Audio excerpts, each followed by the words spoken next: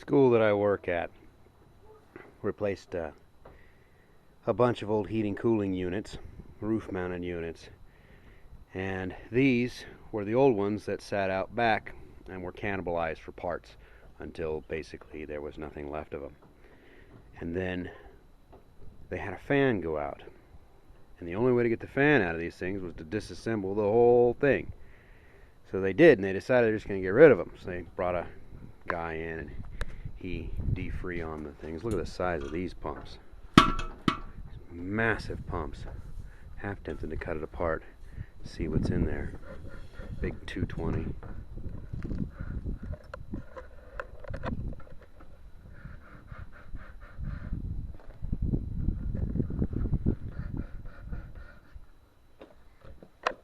Downside, of course, is they're three-phase, and this is just there's 2 pickup loads of sheet metal and wires and crap, and I said that I'd pick it all up in order to scrap it, you know, in exchange for scrapping it.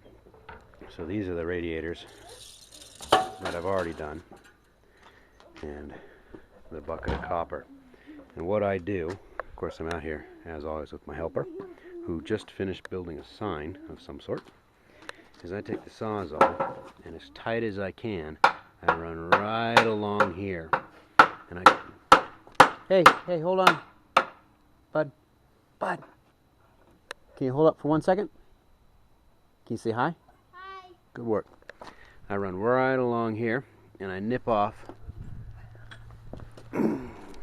these end pieces, and then you just use a big pair of pliers, because these are now loose, and you just rip them out from the back side and throw them in there. Now, I don't know whether you actually get enough copper out of these to make it worth your time doing this on purpose, but I do know that if you try to sell these things with the metal on the radiators, you get a see, there's the ones I've already done, much lower price. So now I've got nice, clean, solid blocks of aluminum copper radiators, and of course I get all that good pure copper that can be exchanged out. Of course, living in here in Montana with zero competition to speak of for our scrap metal, some of you guys that scrap out of the bigger cities will probably be shocked to see how little I get for it, but I will get something. And I get almost nothing for this huge mess of tin. And like I said, I got in their hole, filled the whole pickup, and then came back and filled it again with just tin and scrap metal. I don't know if I have to drill a hole in these and drain the oil out of them, or if I can just throw them in. Lord knows they're heavy. They gotta be 75 pounds a piece. But I don't think they'll give me electric motor for it. And I'm sure they're not worth cutting them apart. I'm tempted to do it just to see, but I'm sure they're not worth cutting apart for the scrap. So I'll get next to nothing for the tin, probably less than $10–15, but I hope to do okay. I mean, there's quite a bit